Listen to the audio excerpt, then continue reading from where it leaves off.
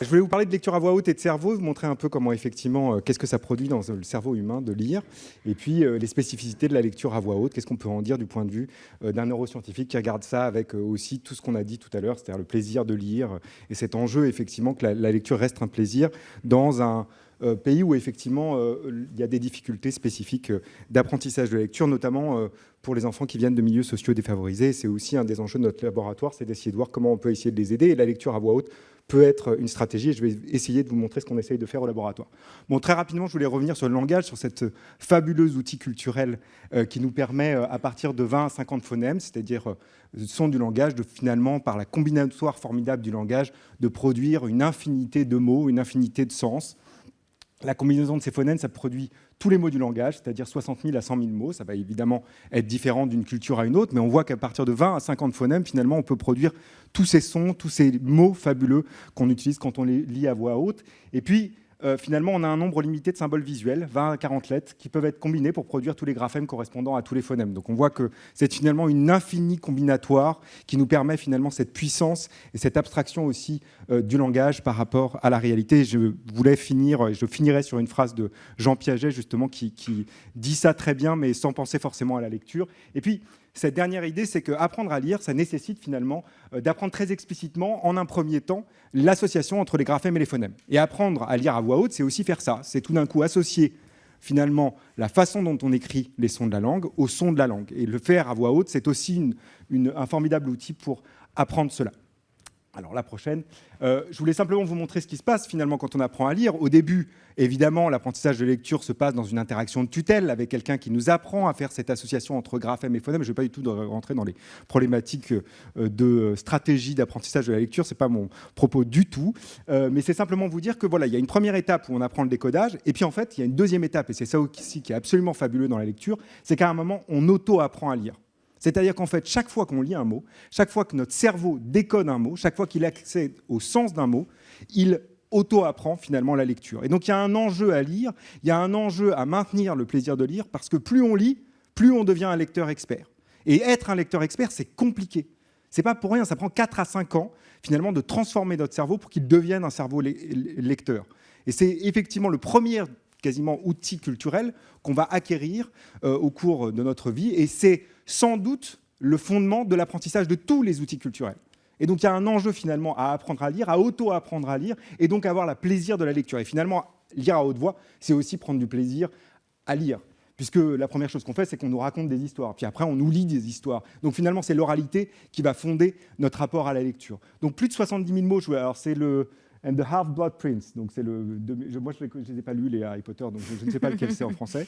Mais mes enfants les ont bien lus. Donc ils se sont entraînés sur plus de 70 000 mots. Ils ont lu 70 000 mots. Donc c'est 70 000 situations d'auto-apprentissage. Et je voulais juste faire un petit point sur la problématique de la dyslexie. C'est simplement vous dire qu'un enfant dyslexique va lire 70 000 mots en 2 ans, alors qu'un enfant qui n'a pas de problématique de lecture, à chaque fois qu'il va lire un mot, il va finalement en 2-3 jours, 1 semaine, 2 semaines, lire 70 000 mots. Donc c'est ça, ce petit décalage. La dyslexie, c'est un trouble neurodéveloppemental où on a des petites différences entre la façon dont va se développer le cerveau d'un dyslexique par rapport à un enfant tout venant, mais c'est ensuite l'exposition finalement à son environnement qui va faire de lui un enfant dyslexique qui peut avoir des déficits en lecture. Donc il y a tout un enjeu aussi à ce que les enfants dyslexiques aussi puissent lire, puisque c'est un enjeu pour qu'ils apprennent la lecture et l'automatisation finalement du décodage pour pouvoir accéder ensuite au sens des mots. Slide suivante. Bon, simplement vous dire que c'est totalement universel, la lecture. Quel que soit finalement notre système d'écriture, on active à peu près les mêmes zones dans le cerveau quand on lit. Qu'on lise à haute voix ou qu'on lise de façon silencieuse. Et la deuxième chose, c'est, on m'avait dit, mais alors c'est quoi la particularité du cerveau qui s'active quand on lit à haute voix? La réponse, c'est en fait exactement le même que quand on lit à voix basse. C'est-à-dire qu'il n'y a pas de différence. Lire, c'est apprendre à faire communiquer les zones de visuel avec les zones du langage. C'est simplement ça. La seule différence ensuite, c'est est-ce que vous articulez pour prononcer ou pas le nom. Mais en fait, vous allez voir que quand on lit à voix basse, on se parle à nous-mêmes. Donc on utilise aussi de la prosodie. C'est un des enjeux de ce qu'on essaye de faire aujourd'hui au laboratoire, c'est de voir si, en apprenant finalement à mettre de la prosodie, même dans la lecture à voix basse, ça ne peut pas être une stratégie d'apprentissage de la lecture. Donc voilà, c'est simplement tout le réseau qui s'active quand on lit quel que soit le type de langage, l'espagnol, l'anglais, et donc on a pris différents types de langues parce que les langues, comme vous le savez, ont des degrés de transparence différents, c'est-à-dire que l'association entre les graphèmes et les phonèmes sont plus ou moins régulières dans certaines langues, donc c'est plus ou moins difficile d'apprendre à lire. C'est par exemple beaucoup plus simple d'apprendre à lire en italien qu'en français. Le français est beaucoup moins régulier dans son association graphophonémique, l'anglais est encore pire, donc c'est encore pire, c'est encore plus difficile d'apprendre à lire en anglais. Slide suivante. Bon, simplement vous dire que lire, finalement, c'est pas simplement une toute petite région du cerveau, c'est une région absolument gigantesque de notre cerveau qui va être impliquée dans la lecture. Et puis, deuxième chose importante, c'est que nous ne naissons pas avec un cerveau lecteur. C'est bien un outil culturel que nous devons acquérir. Et ça, c'est difficile. C'est fondamentalement difficile pour un cerveau d'enfant d'apprendre à lire. Et ça, c'est souvent quelque chose qu'on ne leur dit pas. C'est difficile, ça prendra 4 à 5 ans de devenir un lecteur expert parce que précisément, je dois transformer, je dois reconfigurer mon cerveau pour qu'il puisse acquérir cet outil culturel. Et ce que doit faire mon cerveau, c'est apprendre à faire communiquer les zones en bleu et en rouge, c'est-à-dire les zones visuelles qui vont être impliquées dans le décodage finalement visuel des lettres et des mots écrits et de les faire communiquer avec les régions du langage, les régions que vous voyez en orange ici, qui va nous permettre justement d'accéder à la prononciation des mots et à leur sens, parce que c'est aussi ça l'enjeu de la lecture, c'est d'accéder au sens et à la compréhension. Donc apprendre à lire, c'est faire ça. Mais au début, mes zones bleues et rouges, elles ne sont pas spécifiquement impliquées dans la reconnaissance visuelle des lettres et des mots écrits. Au cours de l'apprentissage de la lecture, je vais spécialiser cette zone de mon cerveau pour reconnaître les lettres et les mots écrits. Et ensuite, cette information, elle va être transférée vers les zones du langage pour accéder au sens. Et puis quand on devient un lecteur expert, c'est un peu ça aussi, ce qui est fabuleux, c'est qu'on peut court-circuiter les zones du langage. C'est-à-dire qu'à un moment, on peut trouver un raccourci pour accéder directement sur la forme, la reconnaissance globale du mot, on peut accéder directement à son sens. C'est ça de devenir un lecteur expert. C'est finalement décroître la charge sur notre zone langagière pour accéder directement au sens du mot. Et c'est ça prend 4 à 5 ans. C'est long, c'est difficile pour notre cerveau. Notre cerveau, il doit se reconfigurer. Donc, juste un parallèle rapide, on se pose tous la question du numérique, est-ce que c'est en train de transformer notre cerveau? La réponse est non. Absolument pas. Du point de vue de la phylogénèse, de l'histoire des espèces, ou du point de vue du temps biologique, l'écriture est apparue il y a 5400 ans, ça n'a toujours pas transformé notre cerveau, donc pas d'inquiétude. Le cerveau d'un enfant d'aujourd'hui est strictement le même que celui d'il y a 5400 ans, strictement le même que celui d'il y a 10 000 ans ou 15 000 ans. Ça n'est rien à l'échelle du temps génétique et du temps biologique. Donc, bon, pas de problème. Juste, en tout cas, quand ils naissent, ils sont similaires à ceux d'il y a 5400 ans. Après, bon, ça change un peu. Mais je ne vais pas faire quelque chose. Je pourrais vous faire une conférence sur le numérique. Mais tiens, vous voulez, je pourrais vous faire une conférence sur le numérique si vous avez des besoins. Bon, slide suivante. Moi, je voulais juste vous montrer qu'aujourd'hui, on a la capacité d'aller regarder le cerveau en fonctionnement, en temps réel, en utilisant une technique qui s'appelle l'imagerie par résonance magnétique. Et c'était simplement vous dire qu'on est capable maintenant de le faire même avec des enfants très jeunes. Alors, pourquoi on peut le faire avec des enfants très jeunes? Parce que finalement, l'IRM, ce n'est pas une technique invasive. On n'a pas d'injection de substance ou quoi que ce soit. Ce n'est pas comme une radio. Il n'y a pas d'émission de rayons X ou quoi que ce soit. Donc, on peut répéter les observations dans le temps. Et si on répète les observations dans le temps, ici, on a regardé des enfants et on a regardé ce qui se passe dans la zone, justement, qui va progressivement, quand on était lecteur expert, être impliqué dans la reconnaissance visuelle des lettres et des mots écrits. C'est cette petite zone qu'on voit ici avec des petits carrés verts. Alors, il est un peu bizarre, ce cerveau, parce qu'en fait, il est regardé par en dessous. Et donc, ce qu'on voit à droite, c'est l'hémisphère gauche, et ce qu'on voit à gauche, c'est l'hémisphère droit. C'est une technique de scientifique pour rendre les choses beaucoup plus compliquées qu'elles ne le sont. Et finalement, cette petite zone-là, on va regarder, est-ce que progressivement, au cours de l'apprentissage de la lecture, elle va devenir de plus en plus activée quand on va présenter des lettres et des mots écrits. Donc on a suivi des enfants, 10 enfants, au moment de leur entrée en CP jusqu'au CE1. Ici, ce que vous voyez au milieu, c'est le nombre de mots qu'ils sont capables de lire en 1 minute. Donc il y a un apprentissage, ça c'était attendu. Quand on passe par cet apprentissage formel, on lit de plus en plus de mots.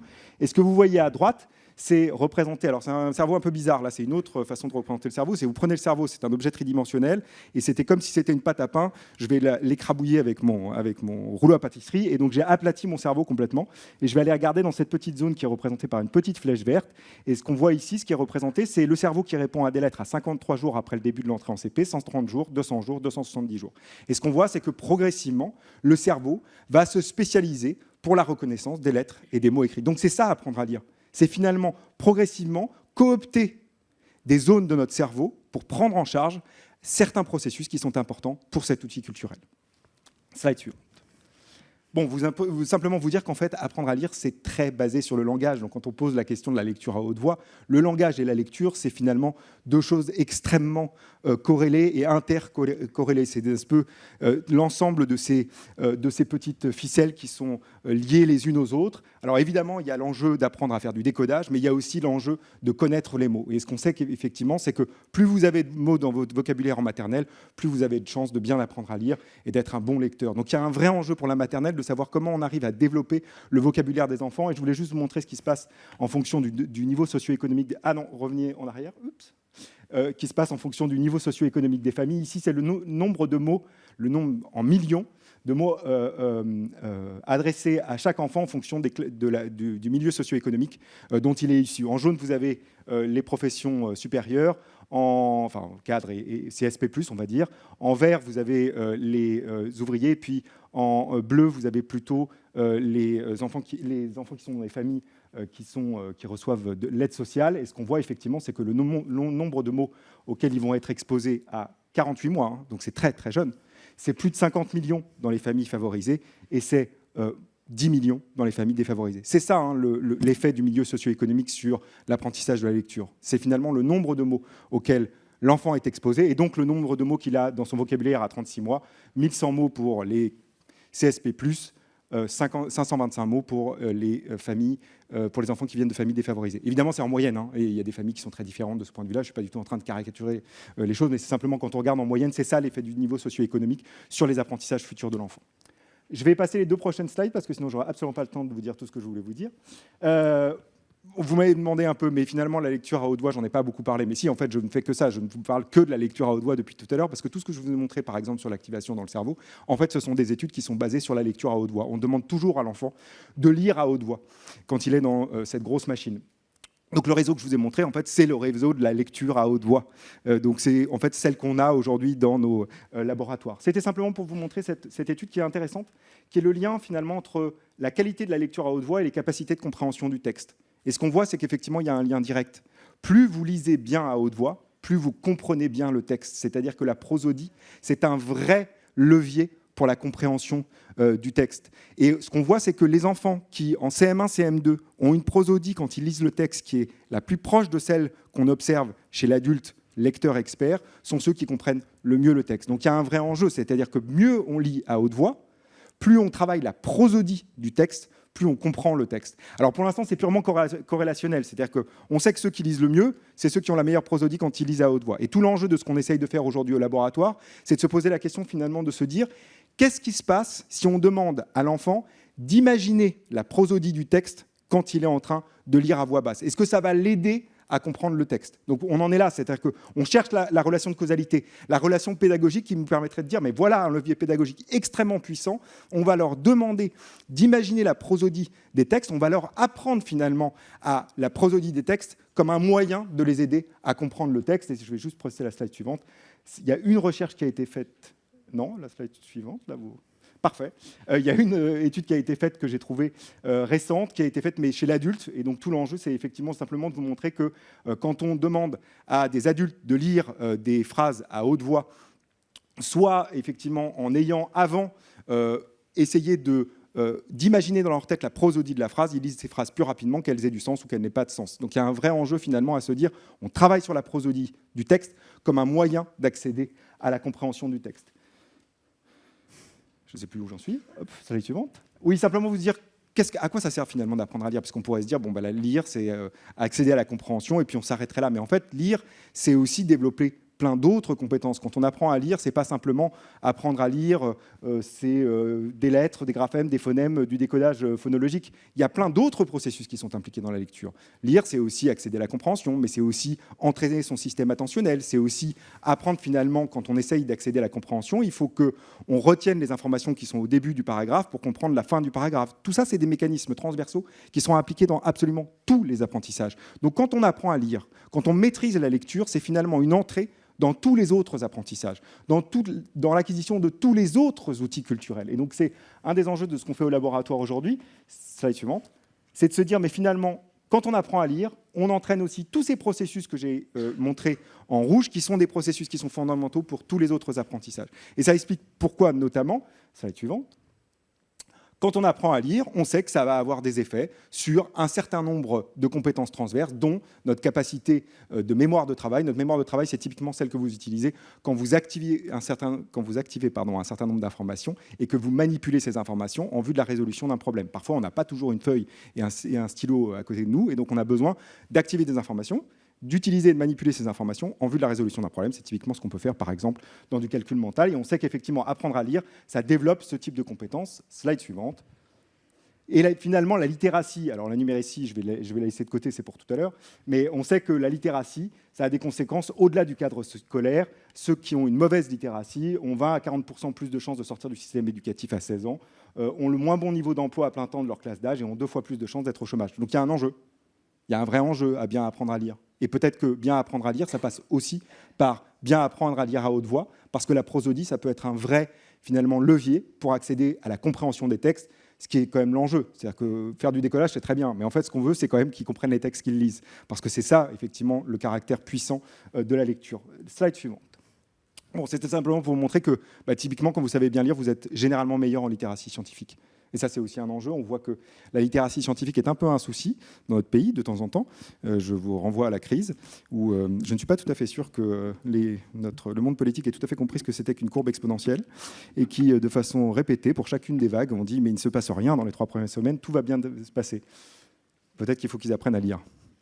Peut-être qu'en apprenant à lire, ils développeront leur capacité de compréhension d'une courbe exponentielle, et ce qui nous aurait permis peut-être de comprendre pourquoi il fallait se confiner un peu plus tôt. Voilà, ça c'est dit. Slide suivante.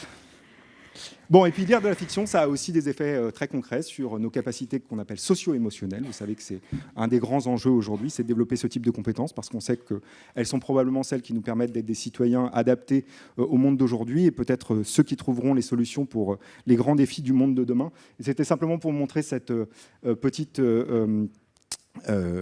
étude qui montre qu'effectivement, quand on lit, on développe certaines compétences de décodage des émotions chez les autres. Et donc, apprendre à lire, c'est aussi être en mesure, finalement, d'inférer les états mentaux d'autrui, parce que quand on lit, on se pose des questions sur les personnages, sur leurs états émotionnels. Et tout ça, quand on est accompagné dans la lecture, quand on nous pose des questions sur ces questions-là, c'est une façon et un levier formidable pour développer ce qu'on appelle les théories de l'esprit. Et les théories de l'esprit, c'est justement notre capacité à inférer et à comprendre que l'autre peut avoir des états mentaux différents des miens. Donc c'est finalement la porte d'entrée dans ce qu'on appelle la tolérance et le respect de la différence. En suivant, je vais sauter ça parce que j'ai plus le temps, mais je voulais juste finir sur cette phrase-là et vous dire que j'ai repris finalement une phrase d'un psychologue du développement extrêmement célèbre qui s'appelle Jean Piaget, qui a un peu théorisé le développement cognitif au début du XXe siècle. Alors sa théorie a un peu passé, et on essaie justement de la dépoussiérer un peu à l'aune du XXIe siècle et de ce qu'on sait du cerveau qui apprend. Mais il a dit quelque chose que je trouve assez formidable et qui peut s'appliquer à la lecture. Et donc j'ai un peu changé sa phrase, mais je pense fondamentalement qu'apprendre à lire, c'est sans doute atteindre une forme ultime d'abstraction réfléchissante, où le possible n'est plus considéré comme un cas particulier du réel, mais où c'est le réel qui devient un cas particulier du possible. Voilà, je vous laisse là-dessus. Merci, et puis bon anniversaire.